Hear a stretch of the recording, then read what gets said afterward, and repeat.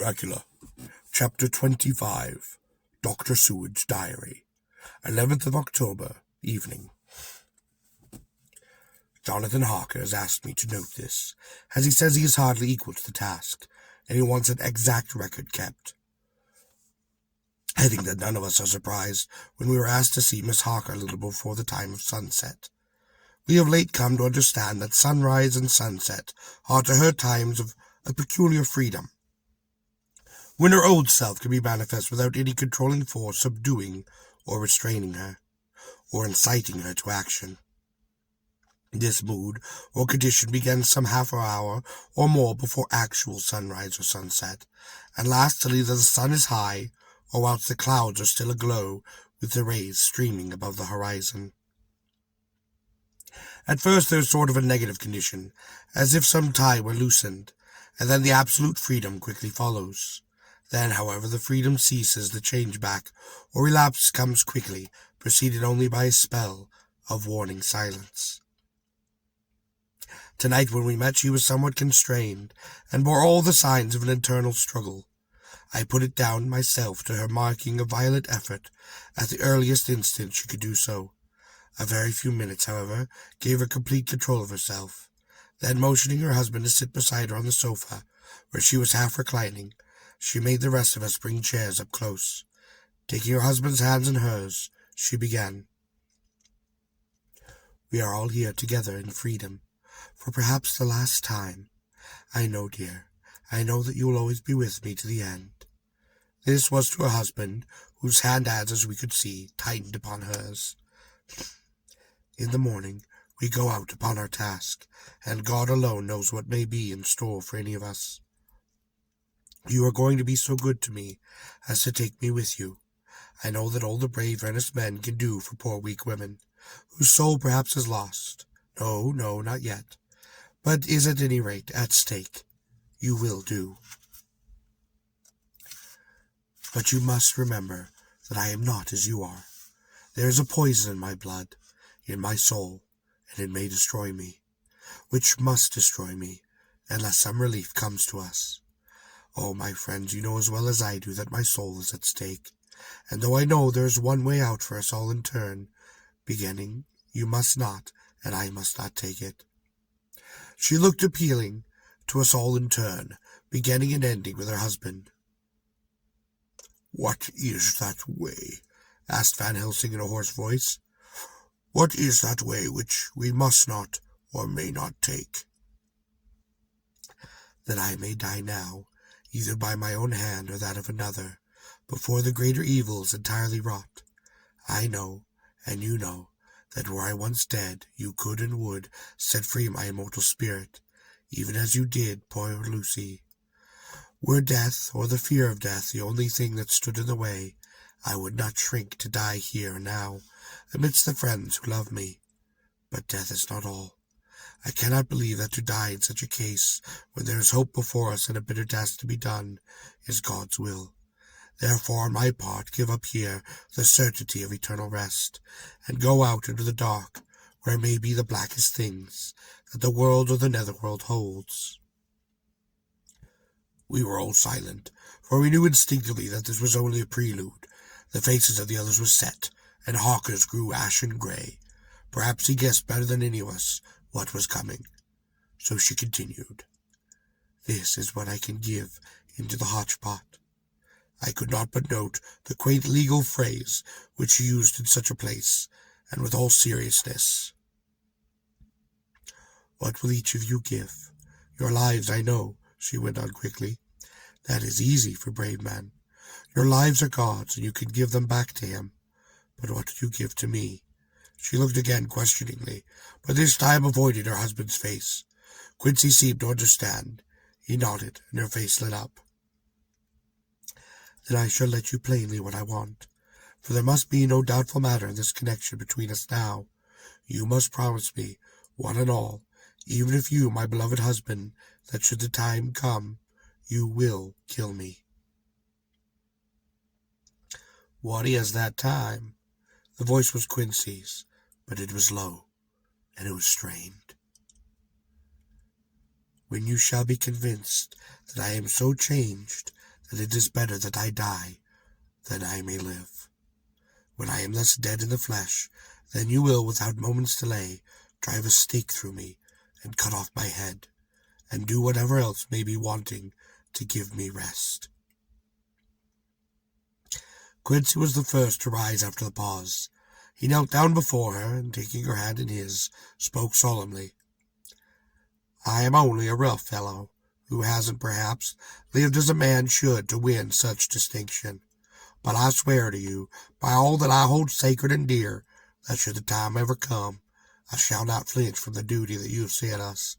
And I promise you, too, that I shall make all certain, for if I am only doubtful, I shall take it that my time has come." "My true friend," was all she could say amid her fast-falling tears, as bending over she kissed his hand. "I swear the same, my dear Madame Mina," said Van Helsing. "And I," said Lord Godalming, each of them in turn kneeling her to take the oath. I followed myself, and then her husband turned to her, wan-eyed and with a greenish pallor, which subdued the snowy whiteness of his hair, and asked, "And must I, too, make such a promise, O my wife?" "You too, my dearest," she said, with infinite yearning of pity in her voice and eyes. "You must not shrink. You are nearest and dearest in all the world to me. Our souls are knit into one, for all life and all time. Think, dear, that there have been times when brave men have killed their wives and their womenkind to keep them from falling to the hands of the enemy. Their hands did not falter any the more because those that they loved implored them to slay them. It is a man's duty towards those of whom they love in such times of sore trial. And, oh, my dear, it is to be that I must meet death at any hand, let it be at the hand of him that loves me best. Dr. Van Helsing, I have not forgotten your mercy in poor Lucy's case, to him who loved." She stopped with a flying blush, and changed her phrase. "To him who had best right to give her peace. If that time shall come again, I look to you to make it happy memory of my husband's life, that it was his loving hand which set me free from the awful thrall upon me." "Again, I do swear," came the professor's resonant voice. Miss Harker smiled, positively smiled, as with a sigh of relief she leaned back and spoke. "And now one word of warning, a warning which you must never forget. This time, if it ever comes, may come quickly and quite unexpectedly, and in such case you must lose no time in using your opportunity. At such time I myself might be, nay, if the time comes, I shall be, leagued with your enemy against you. And one more request." She became very solemn when she said this. "It is not vital or necessary like the other, but I want you to do one thing for me if you will." We all acquiesced, but no one spoke, for there was no need to speak. "I want you to read the bridal service." She was interrupted by a deep groan from her husband. Taking his hand in hers, she held it over her heart and continued, "You must read it over me some day, whatever may be the issue of all this fearful state of things. It will be a sweet thought to all or some of us.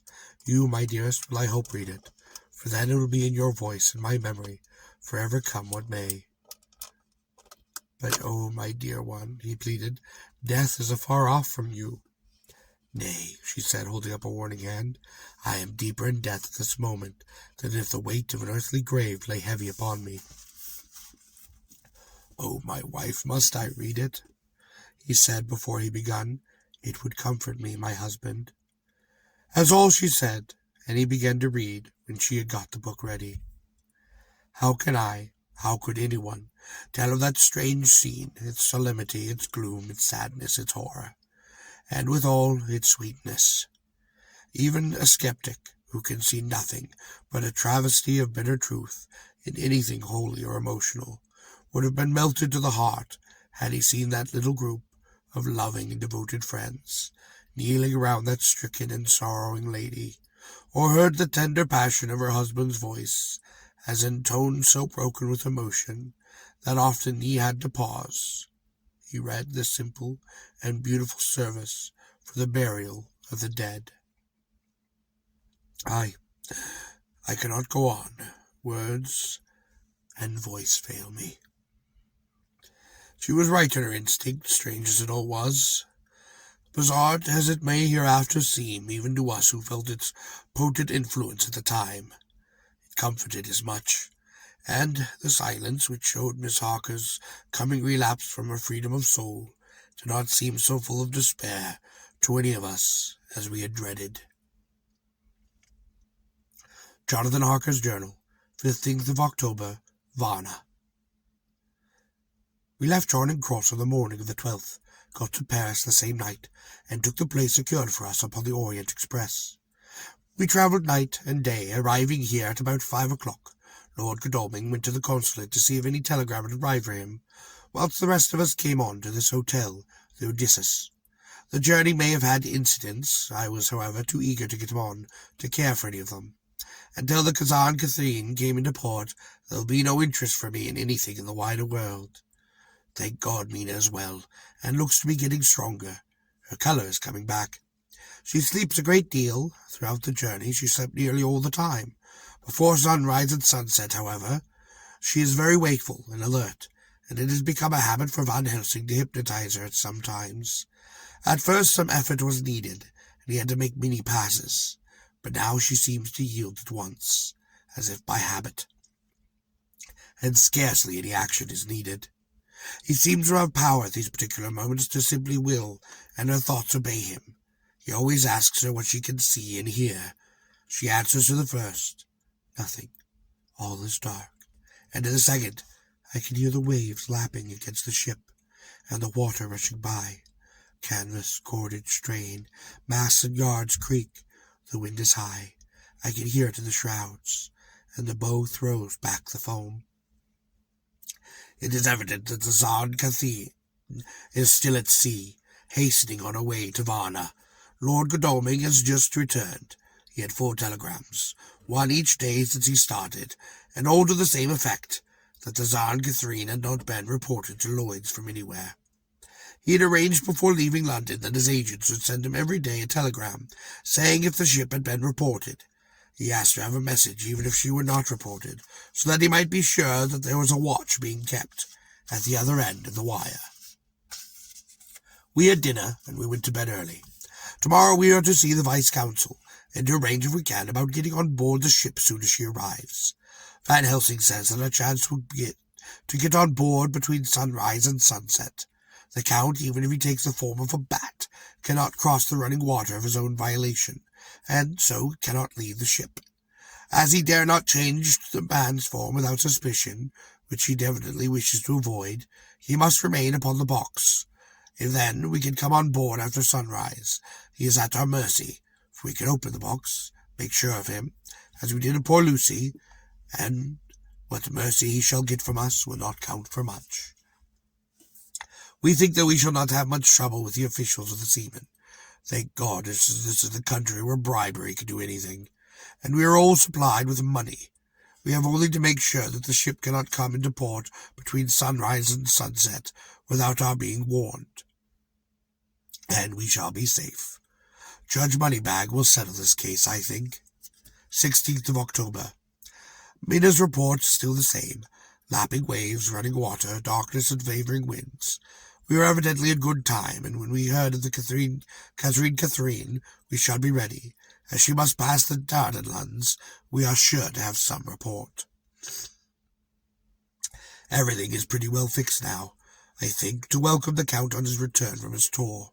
Godalming told the shippers that he fancied that the box sent aboard might contain something stolen from a friend of his, and got half consent that we might open it at his own risk. The owner gave him a paper telling the captain to give him every faculty in doing whatever he chooses on board the ship, and also a similar authorization to his agent at Varna. We had seen the agent, who was much impressed with Godalming's kindly manner to him, and we are all satisfied that whatever he can do to aid our wishes will be done. We have already arranged what to do in case we get the box open. If the Count is there, Van Helsing and Seward will cut off his head at once, and drive a stake violently through his heart. Morris and Godalming and I shall prevent interference, even if we have to use the arms which we shall have ready. The professor says that if we can so treat the Count's body, it will soon after fall to dust.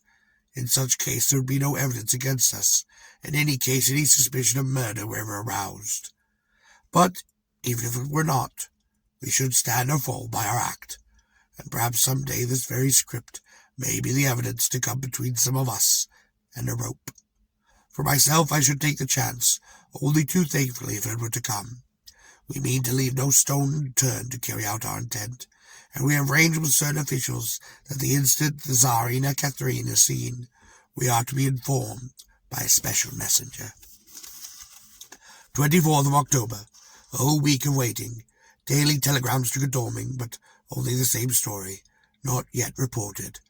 Mina's morning and evening hypnotic answer isn't varied. Lapping waves, rushing water, creaking masks. Rufus Smith Lloyd's, London, to Lord Godalming, care of H.B.M., Vice-Consul Varna, telegram, October 24th. The Tsarina Katharina has reported this morning from the Dardanelles. Dr. Seward's diary, 25th of October. Oh, how I missed my phonograph. To write a diary with a pen is irksome, but Van Helsing says I must. We are all wild with excitement. Yesterday, when Godalming got his telegram from Lloyd's, I know now that men feel in battle when the call to action is heard. Miss Harker, alone of our party, did not show any true sign of emotion. After all, it is not strange she did not, for we took special care not to let her know anything, and we all tried not to show any true excitement when we were in her presence. In the old days she would, I'm sure, have noticed, no matter how we might have tried to conceal it. But in this way she is greatly changed during the past 3 weeks. The lethargy grows upon her, and though she does seem strong and well, and is getting back some of her colour, Van Helsing and I are not satisfied. We will talk to her often. We have not, however, said a word to the others, for it would break poor Harker's heart. Certainly his nerve, if he knew that we had even a suspicion upon the subject. Van Helsing examines, he tells me, her teeth very carefully, while she is in the hypnotic condition. For he says that so long as they do not begin to sharpen, there is no true active danger of a change in her. If this change should come, it would be necessary to take steps. We both know that those steps would have to be, though we do not mention our thoughts to each other. We should neither of us shrink from the task, awful though it be to contemplate. Euthanasia is an excellent and a comforting word. I am grateful to whoever invented it. It is only about 24 hours' sail from the Dardanelles to here. At the rate that the Tsarina Katharina has come from London, she should arrive some time in the morning. But as she cannot possibly get in before then, we are all about to retire early. We shall get up at 1 o'clock, so as to be ready. 25th of October, noon. No news yet of the ship's arrival. Miss Harker's hypnotic report this morning was the same as usual. So it is possible that we may get news upon any moment. We men are all in a fever of excitement, except Harker, who is calm, his hands cold as ice. And an hour ago I found him wetting the edge of the great Gurkha knife, which he now always carries with him. It'll be a bad lookout for the Count if the edge of that kukri ever touches his throat, given by that stern, ice-cold hand. Van Helsing and I are a little alarmed about Miss Harker today, and at about noon she got into a sort of lethargy, which we did not like. Although we kept our silence to the others, neither of us happy about it. She had seemed restless all morning, so that we at first were glad to know that she was sleeping. When, however, her husband mentioned casually that she was sleeping so soundly that he could not wake her, we went to her room to see for ourselves. She was breathing naturally, and looked so well and peaceful that we agreed that the sleep was better her than anything else. The poor girl, she is so much to forget that it is no wonder that sleep, if it brings oblivion to her, does her good. Our opinions were justified, for when after a refreshing sleep of some hours she woke, she seemed brighter and better than she had been at days. At sunset she made the usual hypnotic report, However he may be in the Black Sea, the Count is hurrying to his destination and to his doom. 26th of October. Another day. No tidings of the Tsarina Catherine. She ought to be here by now. That she is still journeying somewhere is apparent, for Miss Harker's hypnotic report at sunrise was still the same. It is possible that the vessel may be lying by at times for fog. Some of the streamers which came in last evening reported patches of fog both to north and south of the port. We must continue our watching, as the ship may now be signaled at any moment. 27th of October, noon. Most strange. No news yet of the ship we wait for. Miss Harker reported last night and this morning as usual. Lapping waves, rushing water. Though she added that the waves were very faint. The telegrams from London had been the same. No further report. Van Helsing is becoming terribly anxious, and told me just now that he fears the Count is escaping. He added significantly, I do not like that lethargy, Madame Minas. Souls and memories can do strange things during a trance. I was about to ask him more, but Harker just then came in, and he held up a warning hand. We must try tonight at sunset, to make her speak more fully when in her hypnotic state. 28th of October. Telegram. Rufus Smith, London, to Lord Godalming, care of H.B.M., Vice-Consul, Varna. Tsarina Catherine reported entering Galtaz at 1 o'clock today. Dr. Seward's Diary, 28th of October. When the telegram came announcing the arrival in Galtaz, I do not think it such a shock to any of us as might have been expected. True, we do not know whence or how or when the bolt would come, but I think we all expected that something strange would happen. The delay of arrival at Varna made us individually satisfied that things would not be just as we had expected. We only waited to learn where the change would occur. None the less, however, was it a surprise. I suppose that nature works on such a hopeful basis that we believe against ourselves the things will be as they ought to be, nor as we should know that they will be. Transcendentalism is a beacon to the angels, even if it be a will-o'-the-wisp to man. It was an odd experience, and we all took it differently. Van Helsing raised his hands over his head for a moment, as though in remonstrance with the Almighty, but he spoke not a word, and in a few seconds stood up, his face sternly set. Lord Godalming grew pale, and sat breathing quite heavily. I myself, half stunned, looked in wonder at one after the other. Quincey Morris tightened his belt with that quick movement which I know so well. In our old wandering it meant action. Miss Harker grew ghastly white, so that the scar on her forehead seemed to burn, but she folded her hands meekly and looked up in prayer. Harker smiled, actually smiled, the dark bitter smile of one who is without hope. But at the same time his action belied his words, for his hands instinctively sought the hilt of the great kukri knife, and rested there. When does the next train start for Galatz? Said Van Helsing to us generally. 6:30 tomorrow morning, we all stared, for the answer came from Miss Harker. How on earth do you know? Said Art. You forget, or perhaps you do not know, though Jonathan does, and so does Van Helsing, that I am the train fiend. At home in Exeter, I always used to make up the timetables, so as to be helpful to my husband.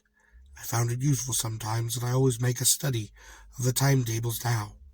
I knew that if anything were to take us to Castle Dracula, we would go by Galatz, or at any rate through Bucharest. But, so I learned the times very carefully.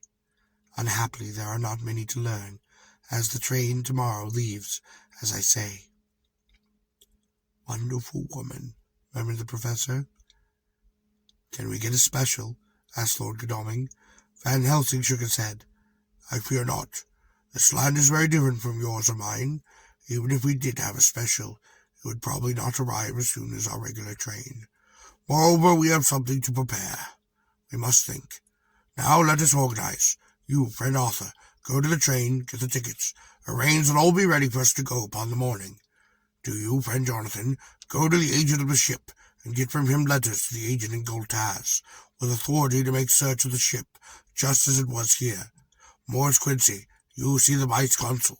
Get his aid with his fellow in Goltaz, and all he can do to make our way smooth, so that no time's be lost when over the Danube. John will stay with Madame Mina and me, and we shall consult, for so if time be long he may be delayed, and it will not matter, with the sun set, since I am here with Madame to make report." "And I," said Miss Harker brightly, and more like her old self than she had been for many a long day, "shall try to be of use in all the ways, and think and write for you as I used to do. Something is shifting for me in some strange way. I feel freer than I have been of late." The three young men looked happier at the moment, as they seemed to realize the significance of her words, but Van Helsing and I, turning to each other, met each a grave and troubled glance. We said nothing at the time. When the three men had gone out to their tasks, Van Helsing asked Miss Harker to look up the copy of the diaries, and find him the part of Harker's journey at the castle. She went away to get it, and then the door was shut upon her. She said to me, "We mean the same. Speak out. There is some change. 'Tis a hope that makes me sick, for it may deceive us." "Quite so. Do you know why I asked her to get the manuscript?" "No," said I. "It was unless to get an opportunity of seeing me alone." "You are in part right, friend John, but only in part. I want to tell you something, my friend. I am taking a great and a terrible risk. But I believe it is right. In the moment when Mandina said those words that arrest both our understanding, an inspiration came to me. In the trance of 3 days ago, the Count set her spirit to read her mind, or more like her, took her to see him in his earth box in the ship with the water rushing, just as to go free at rise and set of sun. We learned then that we are here, for she had more to tell in her open life with eyes to see and ears to hear than he, shut as he is, in his coffin box. Now he makes his most effort to escape us. At present he want her not. He is sure, with his so great knowledge, that she will come at his call. But he cut her off, take her, as he can do, out of his own power, that so she come not to him. Ah, there I have hope that our man brains have been of man so long that we have not lost the grace of God. That we will come higher than his child brain that lie in his tomb for centuries, that grow not yet to our stature, and that do only work selfish and therefore small. Here comes Madame Mina, not a word to her of a trance. She know it not, and it would overwhelm her and make despair just when we want to hope. All her courage, when most we want all her great brain, which is trained like a man's brain, but is a sweet woman, and have a special power, which the Count gave her, and which he may not take away altogether, though he think not so. Hush, hush, let me speak, you shall learn. Oh, John, my friend, we are in awful straits. I fear as I have never feared before. We can only trust the good God. Silence, here she comes. I thought that the professor was going to break down and have hysterics, just as he had when Lucy died, but with great effort he controlled himself, and was at perfect nervous poise when Miss Harker tipped into the room, bright and happy-looking, and in the doing of work seemed forgetful of her misery. As she came in, she handed a number of sheets of typewriting to Van Helsing. He looked over them gravely, his face brightened up as he read. Then, holding the pages between his finger and thumb, he spoke. "Friend John, to you with so much of experience already, and you too, dear Madame Mina, that are young, here's a lesson. Do not ever fear to think. A half-thought has been buzzing often upon my brain, but I fear to let him lose his wings. Here now, with more knowledge, I go back to where that half-thought came from, and I find that he be not a half-thought at all, but be a whole thought, though so young that he is not yet strong to use his little wings. Nay, like the ugly duck of my friend Hans Andersen, he be no duck thought at all, but a big swan, that sail nobly upon his big wings, when the time come for him to try them. See, I read here what Jonathan have written. That other of his race who, in a later age, again and again, brought his forces over the great river to Turkey land, who, when he has beaten back, come again and again and again, though he had to come alone from the bloody field where his troops were being slaughtered, since he knew that he alone could ultimately triumph. What does this tell us? Not much. No, the Count's child thought sees nothing, therefore he speaks so free. Your man thought see nothing, my man thought see nothing, till just now. No, but here comes another word for someone who speak without thought, because she too know not what it meant, what it might mean. Just as there are elements which rest, yet when in nature's course they move upon their way, and they touch. Then, poof, and there comes a flash of light, heavens wide, that blind and kill and destroy some, but that show up all earth before for leagues and leagues. Is it not so? Oh, well, I shall explain. To begin, have you ever studied the philosophy of crime? Yes, and no. You, John Gaspard, is a study of insanity, and you, Madame Mina, for crime touch you not. Not but once. Still, your mind works too, and argues, not a particular ad universal. There is this peculiarity in criminals. It is very constant in all countries and at all times, that even police, who know not much from philosophy, come to know it empirically. That is to be empiric. The criminal always works at one crime. That is the true crime, or the true criminal, who seems predestined to crime, and who will of another. The criminal has not a full man brain. He is clever and cunning and resourceful, but he be not of man's stature as to brain. He be of child brain and much. Now this criminal boss is predestined to crime also. He too have a child brain. And it is of the child to do what he have done. The little bird, the little fish, the little animal, learn not by principle, but empirically. And when he learn to do, then there is to him the ground to start from to do more. Das Pautsu, said Archimedes. Give me a fulcrum, and I shall move the world. To do once is the fulcrum whereby child brain became man brain, and until we have a purpose to do more, he continued to do the same again every time, just as he have done before. Oh, my dear, I see that your eyes are now opened, and that to you the lightning flash, so for all the leagues. For Miss Harker began to clap her hands, and her eyes sparkled, and he went on. Now you shall speak. Tell us, two dry men of science, what you see with those bright and shining eyes. He took her hand and held it while she spoke. His fingers and thumb closed upon her pulse, as I thought instinctively and unconsciously, so she spoke. The Count is a criminal, and of criminal type. Nudo and Lambuso would so classify him.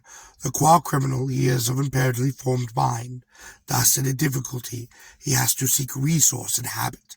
His past is a clue, and the one page of it that we know, and that from his own lip, tells that once before, and when what Mr. Morse would call a tight place, he went back to his own country from the land he had tried to invade, and thence, without losing purpose, prepared himself for once more new effort. He came again, better equipped for his work, and won. So he came to London to invade a new land.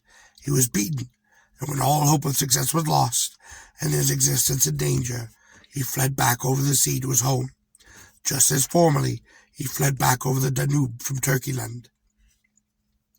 Good, good, you so clever lady, said Van Helsing enthusiastically, as he stooped and kissed her hand. A moment later, he said to me, as calmly as though he had not been having a sick-room consultation, 72 only, and in all this excitement I have hope. Turning to her again, he said with keen expectation, But go on, there's more to tell if you will. Be not afraid, John, and I know. I do in any case, and shall tell you if you are right. Speak without fear. I will try to, but you will forgive me if I seem egotistical. Nay, fear not. You must be an egotist, for it is of that we think. Then he is criminal. He is selfish. He has as his intellect is small, and his action is based upon selfishness. He confines himself to one purpose, and that purpose is remorseless. As he fled back over the Danube, leaving his forces to be cut to pieces, so now he is intent on being safe, careless of all. So his own selfishness frees my soul somewhat of that terrible power which he acquired over to me on that dreadful night. I felt it. Oh, I felt it. Thank God for his great mercy. My soul is freer than it has been ever since that awful horror, and all that haunts me is a fear lest in some trance or dream he may have used my knowledge for his ends. The professor stood up. He was so used your mind, and by it he left us here in Varna, whilst the ship that carried him rushed through enveloping fog up to Galatz, where doubtless he made preparation for escaping. But his child man only saw so far, and it may be that, as ever is in God's providence, the very thing that the evildoer must reckon for his selfish good turns out to be his chiefest harm. The hunter is taken in his own snare, as the great psalmist says, for now that he thinks he is free from every trace of us, and all that he has escaped us with so many hours to him, then his selfish child brain will whisper him to sleep. He think too that he has cut himself off from the knowing of your mind. There could be no knowledge of him to you, that where he is where he fail. That terrible baptism of blood which he gave you makes you free to go to him in spirit, as you have yet done in your times of freedom, when the sun rise and set. At such times you go by my violation, not by his, and this power to good of you and others you have won from your suffering upon his hands. There is now all more precious than he know it not, and the God himself here ever cut himself off from his knowledge of where. We, however, are not selfish, and we believe that God is with us through all this blackness, and thus, many dark hours, we shall follow. We shall not flinch, even if we peril ourselves and we become like him. Friend John, this has been a great hour, and they have done much to advance us upon our way. You must be scribe, write this all down, so that when the others return from their work, we can give it to them. Then they shall know as we do. And so I have written it, whilst we wait their return. And Miss Harker has written with her typewriter, all since she brought the MS for us.